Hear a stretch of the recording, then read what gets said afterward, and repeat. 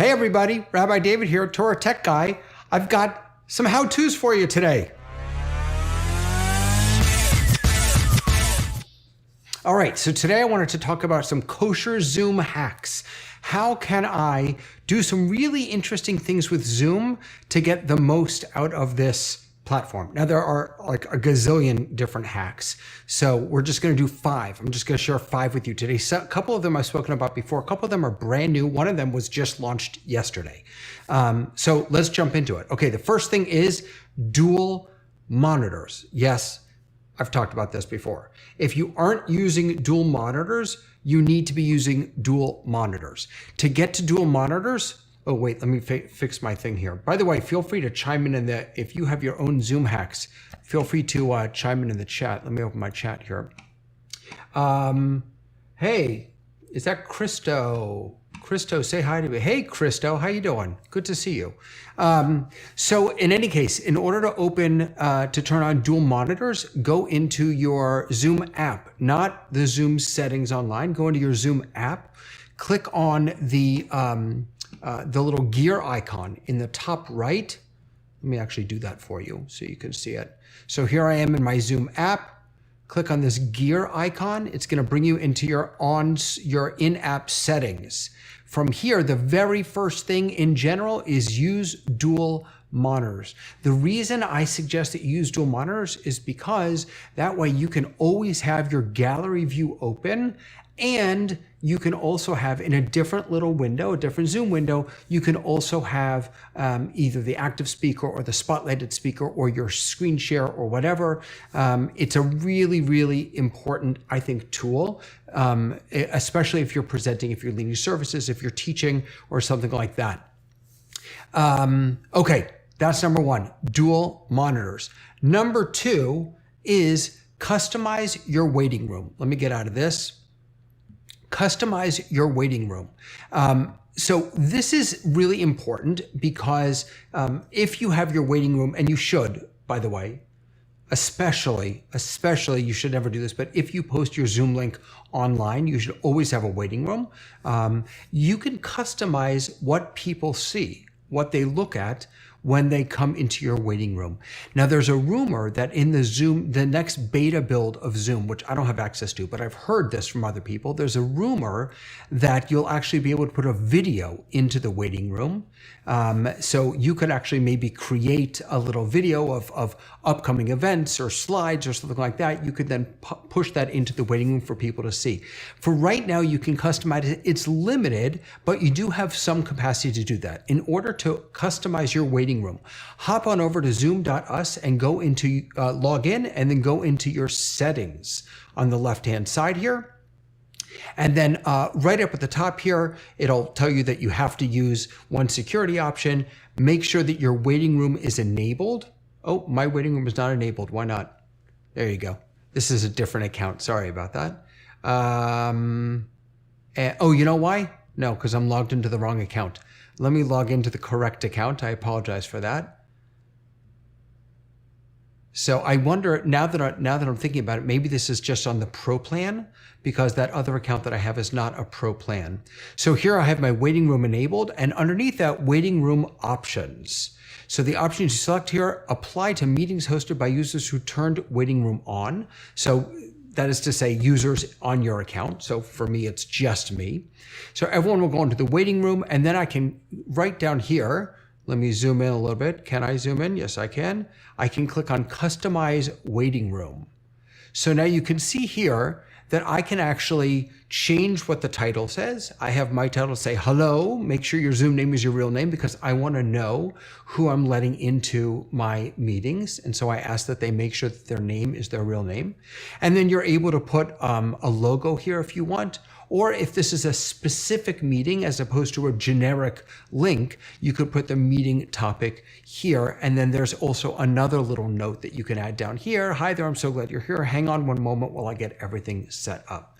So you can customize this, put your temple logo or your own logo and any other information that you want to have here, so that when people do enter your space, they know they're in the right spot. It's professional. It looks nice. It's branded. So it is telling people something about who you are and what you're here to do. Okay, number 3. This is a really simple hack. This one costs a little bit of money, but not too much. And that is, and I've talked about this before, and that is to get a Facebook portal. Here's my Facebook portal. Let me show you my Facebook portal here. This is my Facebook portal. You're just looking at a picture here. And on the Facebook portal, you can download the Zoom app. And then you can join a meeting. Now, I actually don't use the camera or the audio on this Zoom portal. This is the little guy, the 8-inch one. I got it for like 99 bucks, I think. And there's a little button here on top that I can just have my camera and my audio automatically turned off. So I have those automatically turned off. But the reason why I use this little portal is because every time you join a Zoom meeting, any Zoom meeting, from a Facebook portal, Zoom sees that Facebook portal as a Zoom Rooms device. There are specific devices that are Zoom Rooms devices. A Zoom Rooms device bumps up the quality of your Zoom meeting to HD, to 720p. So just by joining your meeting from a Facebook portal allows you to bump up the quality of your meeting. Now, you may say, but David, wait a second, what should I have on that screen? It's not going to be video, right? I don't want to have another, well, you could use it for video. There is a camera and a microphone built into the Facebook portal. But if you're just having it join as another device, just to bump up the quality of your meeting, what might you have on that screen for people to look at? And this is where the next hack comes in. And this is not mine, but check this out. I love this. This is so great. This is Ellie Garfinkel. Thank you, Ellie. I don't know if you're going to see this, but I'll tag you in the description. But check this out. He created a Zoom account that is always muted and always has its video off. And its profile photo is the QR code that allows for quick donations.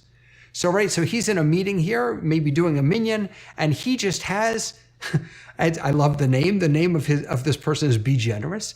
He just has this QR code as the avatar for this sort of dummy account. This is such a fantastic idea. So maybe you log in to Zoom on your Facebook portal with this new account that you create called Be Generous or Give Tzedakah or whatever you want to call it. And then you create a QR code as the profile picture of that account. And then that just, whenever you join a meeting with that account, that will persistently be up there. That is, unless you turn off hide non-video participants. As long as you don't hide non-video participants, you will be able to see that. So how do you create a QR code? There are a ton of different apps that will let you do this. This is one called app.qr-code-generator.com. It's a long name, but it's a pretty simple one. You just click on, I want to do it to a website maybe. And then you can just put in your website. If you're using PayPal to collect donations or buy me a coffee or whatever, click on next, and it will create a QR code for you. There you go. You can download this QR code. It just will download as an image file and then upload that as your profile picture to your Zoom account. So using maybe a Facebook portal, if you want to bump up the quality of your meeting, and then using as a profile picture on a dummy account a QR code so that people can donate easily. The way you use a QR code, for those of you who don't know, is you just take your phone, you point your camera at a QR code, the camera will read on almost every modern phone, any camera app will read the QR code and immediately bring you to that website. People can easily make donations to your institution or to support you. Like I have, buymeacoffee.com. That's how people can support what I'm doing. By the way, if you're interested, buymeacoffee.com/Torah Tech Guy. Would love your support. The using a QR code. Sorry, I just saw my daughter's comment. Hi, Dahlia. You're looking at my hands because I have a camera up above me, a top-down shot. Using a QR code as a profile picture in Zoom is a really, really fun idea. All right. Last one. So we did dual monitor, we did customize your waiting room, we did Facebook portal, we did a QR code as a profile picture for donations. The last one is something that Zoom just announced, and it's called focus mode. So let me find it here for you. I'm going to go back over to my Zoom settings. So zoom.us, and then go to settings. And I'm going to go down to in meeting advanced. I'm going to scroll down a little bit. And now you're going to see focus mode right here. So focus mode, according to Zoom, is a mode where only the hosts can see participants' videos and profile pictures. You can start focus mode from the More menu on the in-meeting toolbar. So what you need to do, of course, is you need to turn that on, activate it here, and then from within your Zoom meeting, you'll be able to activate that. So I'm going to go ahead and start a meeting right here. I don't need to join audio. And then down from the More menu at the bottom, start focus mode. It'll tell you what it's about to do. Participants will only be able to see host videos and shared content, and then you can start that. Now, what this will do is if you have multiple people in your Zoom room, and maybe you just want to draw attention to you as the host or the speaker, or maybe someone that you've spotlighted, what it will do is it will automatically turn off everyone else's video. You'll see, as the host, you'll still be able to see everyone's video, but they, as participants, will only be able to see the host, the co-host, and anyone who you spotlight. So I can imagine this being maybe helpful in a classroom setting, or if you're giving a presentation and you really want to help people kind of focus and then open it up for questions. This is sort of a hack to allow you to take advantage of some of the webinar functionality that Zoom has without paying for a webinar license.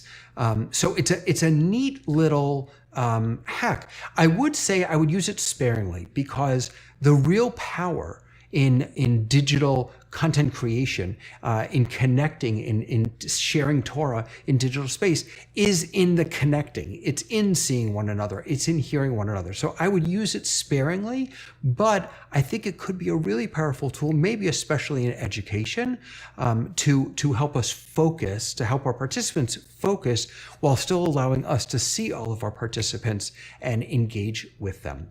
So 5 Zoom hacks for you today. We did dual monitor, we did customize your waiting room, we did Facebook portal, we did a QR code for donations as a profile picture on a dummy account, we did focus mode. There are a million more that you can learn about, and I'm going to keep sharing more how-tos with you and more Torah tech tips every week here on the Torah Tech Guy channel. So thanks for hanging out with me. Happy Thursday. If I don't see you before next time, Shabbat Shalom. Have a wonderful rest of the day, everybody. See you later.